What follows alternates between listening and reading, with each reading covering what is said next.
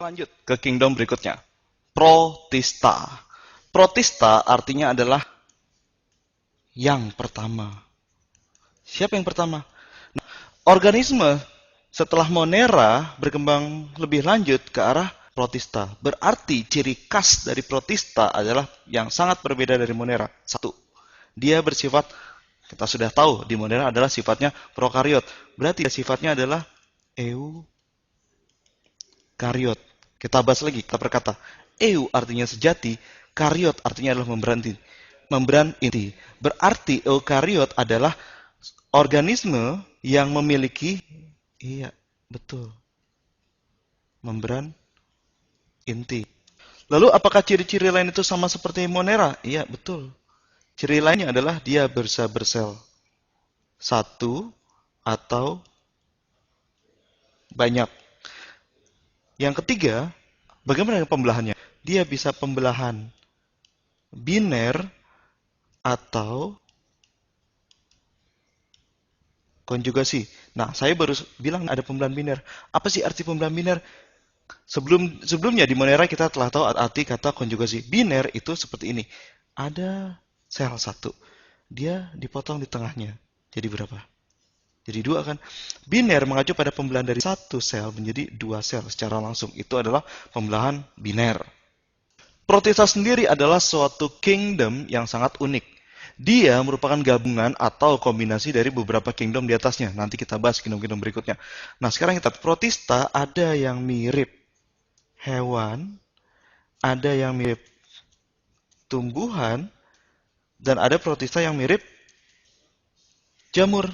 Nah, sekarang kita bahas dulu protista yang mirip hewan. Namanya adalah ini nih. Protozoa. Lagi-lagi kita bahas kata per kata.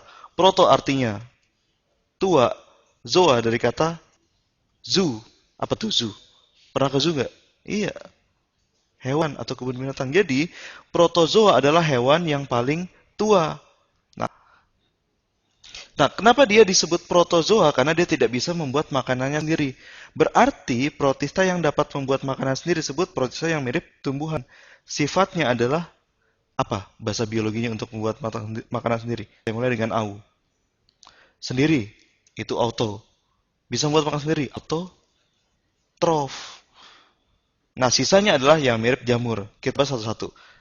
Nah, tempatnya udah gak penuh. Kita hapus lagi aja. Yang pertama kita bahas adalah protista yang mirip dengan hewan, yaitu protozoa. Biasanya dibagi menjadi 4 berdasarkan alat geraknya. Kita lihat satu-satu.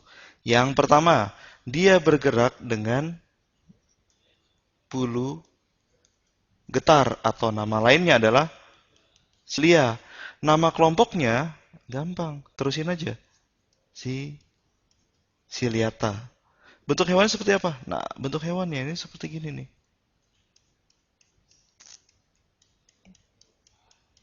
Ini disebut bulu getar yang kecil-kecil di luar ini.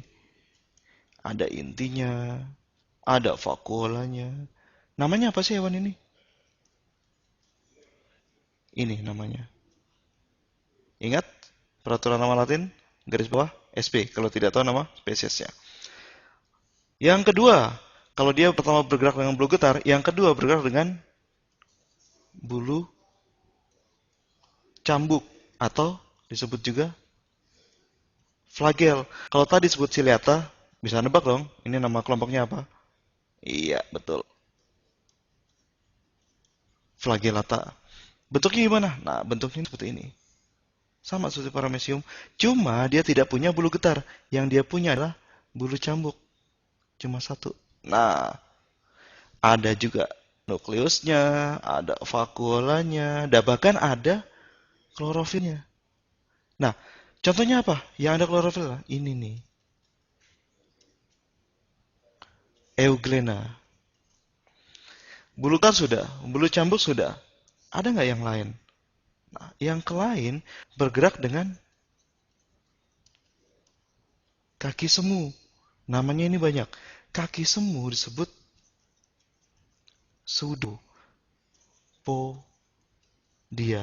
Pseudo artinya adalah semu, poda atau podia artinya adalah kaki. Jadi pseudopodia adalah kaki semu.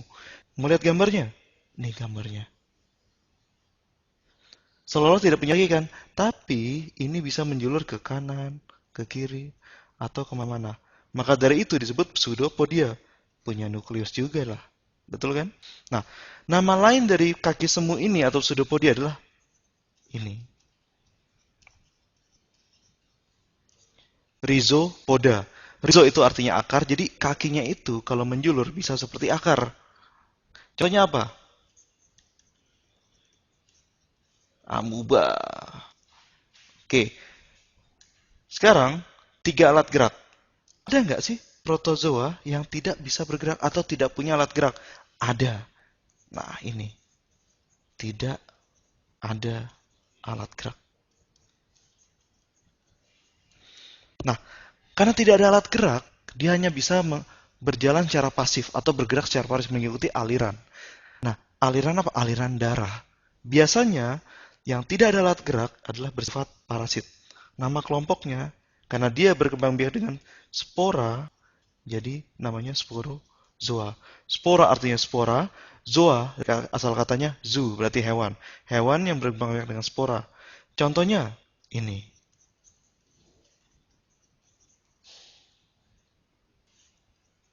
Plasmodium. Gambarnya, ya karena dia tidak punya alat gerak, dia cuma punya badan dan punya inti di tengah-tengahnya. Kebanyakan dari sporozoa bersifat merugikan. Apa tuh? Patogen. Itu untuk bakteri kan. Kalau protozoa, dia hidup dalam tubuh hewan lain atau manusia ya dan merugikan yang bersifat parasit. Ini. Jadi, kita ulang lagi ya.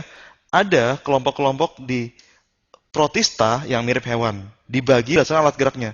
Yang pertama, bulu getar. Namanya cilia, ciliata. Yang kedua, bulu cambuk. Namanya flagel. Kelompoknya namanya flagellata. Yang ketiga, kaki semu, pseudopodia.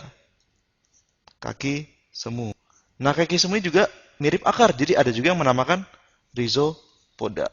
Dan yang terakhir, tidak punya alat gerak, tapi dia bisa mengikuti arus, mengikuti darah, dan dia bersifat parasit, namanya kelompok sporozoa.